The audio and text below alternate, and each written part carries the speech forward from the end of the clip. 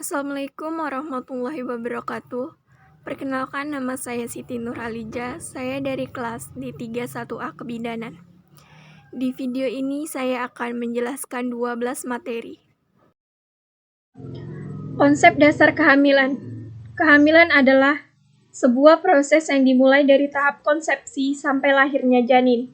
Lamanya kehamilan normal adalah 280 hari atau 40 minggu, dihitung dari hari pertama haid. Kehamilan merupakan fertilisasi atau penyatuan dari spermatozoa dan ovum dan dilanjutkan dengan nidasi atau implantasi. Kehamilan normal akan berlangsung dalam waktu 40 minggu bila dihitung dari saat fertilisasi hingga lahirnya bayi. Tanda-tanda kehamilan. Sesuai umur kehamilan, tanda kehamilan menjadi 3, yaitu tanda dugaan hamil atau presumptive sign, tanda tidak pasti hamil atau probable sign, dan tanda pasti hamil atau positive sign. Yang pertama, tanda-tanda dugaan hamil atau presumptive sign, yaitu perubahan fisiologis yang dialami pada wanita, namun sedikit sekali mengarah pada kehamilan, karena dapat ditemukan juga pada kondisi lain serta sebagian besar bersifat subjektif dan hanya dirasakan oleh ibu hamil, seperti amenorrhea, nausea dan vomitus atau mual dan muntah, mengidam, fatigue atau kelelahan dan pingsan. 2. Tanda tidak pasti hamil, seperti peningkatan suhu basal tubuh, perubahan warna kulit. Yang kedua, tanda-tanda tidak pasti kehamilan atau probable sign. Yang pertama, peningkatan suhu basal tubuh. Yang kedua, perubahan warna kulit. Yang ketiga, pembesaran payudara. Dan keempat, pembesaran perut. Konsep dasar persalinan. Persalinan merupakan proses pergerakan keluarnya janin, plasenta, dan membran dari dalam lahir melalui jalan lahir. Proses ini berawal dari pembukaan dan dilatasi serviks sebagai akibat kontraksi uterus dengan frekuensi, durasi, dan kekuatan yang teratur. Mula-mula kekuatan yang muncul kecil, kemudian terus meningkat sampai pada puncaknya. Pembukaan serviks lengkap sehingga siap untuk pengeluaran janin dan dari rahim ibu. Persalinan adalah proses membuka dan menipisnya serviks dan janin turun ke dalam jalan lahir. Persalinan dan kelahiran normal adalah proses pengeluaran janin yang terjadi pada kehamilan cukup bulan, sekitar 37-42 minggu. Lahir spontan dengan presentasi belakang kepala, tanpa komplikasi baik ibu maupun janin. Perubahan dan adaptasi fisiologi psikologi persalinan. Perubahan dan adaptasi fisiologi kala 1 yaitu tekanan darah. Tekanan darah meningkat selama terjadinya kontraksi. Sistol rata-rata naik 10-20 mmHg. Distolik naik 5-10 mmHg antara kontraksi. Tekanan darah kembali seperti saat semula persalinan. Rasa sakit, takut, dan cemas juga akan meningkatkan tekanan darah.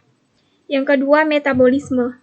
Metabolisme karbohidrat, aerob dan anaerob, akan meningkatkan secara berangsur-angsur disebabkan karena kecemasan dan aktivitas otot skeletal. Yang ketiga, suhu tubuh. Keempat, detak jantung. Kelima, pernapasan. Keenam, ginjal. Ketujuh, gastrointestinal. Kedelapan, hematologi. Konsep dasar bayi baru lahir. Bayi baru lahir atau normal adalah bayi yang lahir dari kehamilan 37 minggu sampai 42 minggu dan berat badan lahir 2.500 gram sampai dengan 4.000 gram. Dan tanpa tanda-tanda asifikasi dan penyakit penyerta lainnya. Bayi baru lahir adalah hasil konsepsi ovum dan spermatozoa dengan masa gestasi memungkinkan hidup di luar kandungan. Tahapan bayi baru lahir yaitu umur 0-7 hari disebut neonatal dini dan umur 8-28 hari disebut neonatal larut. Berdasarkan pengertian, dapat disimpulkan bahwa bayi baru lahir normal adalah bayi yang lahir dengan usia kehamilan antara 37-42 minggu dan berat badan normal 2.500 gram sampai 4.000 gram. Ciri-ciri bayi baru lahir normal. Berat badan berkisar 2.500 sampai 4.000 gram. Panjang badan lahir berkisar 48 sampai 52 cm. Lingkar kepala 33 sampai 35 cm. Lingkar dada 30 sampai 38 cm. Bunyi jantung 120 sampai 160 kali per menit. Pernapasan 40 sampai 60 kali per menit. Kulit kemerahan dan licin karena jaringan dan diikuti vernicitis. Konsep dasar pasca persalinan atau nifas. Nifas merupakan sebuah fase setelah ibu melahir dengan rentang waktu kira-kira selama 6 minggu. Masa nifas atau puerperium dimulai setelah plasenta keluar sampai alat-alat kandung kembali normal seperti sebelum hamil.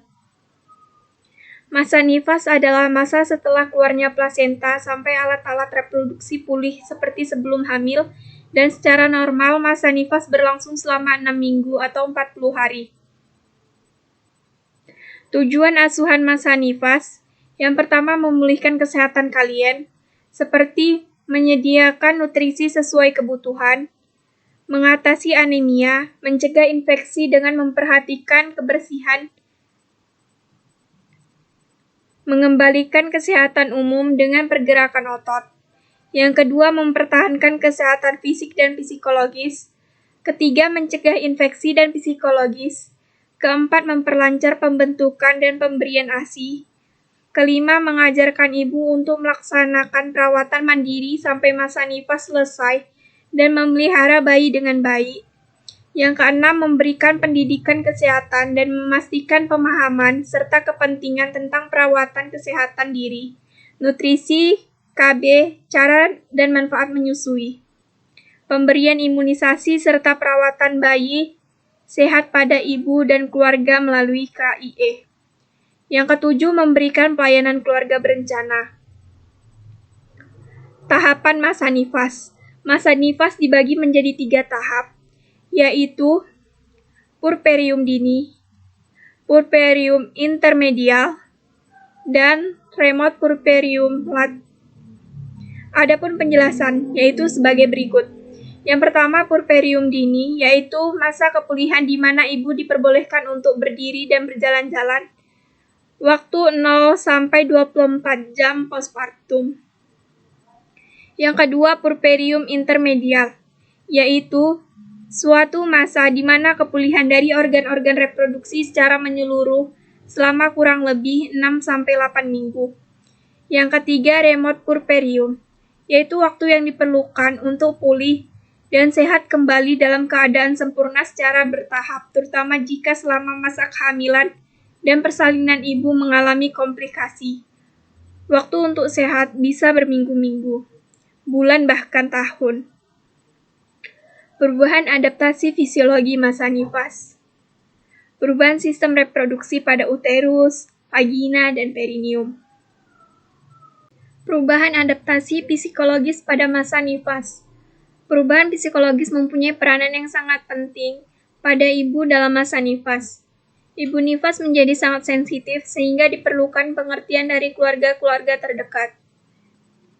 Peran bidan sangat penting pada masa nifas untuk memberi pengarahan pada keluarga tentang kondisi ibu serta pendekatan psikologis yang dilakukan bidan pada ibu nifas agar tidak terjadi perubahan psikologis yang patologis.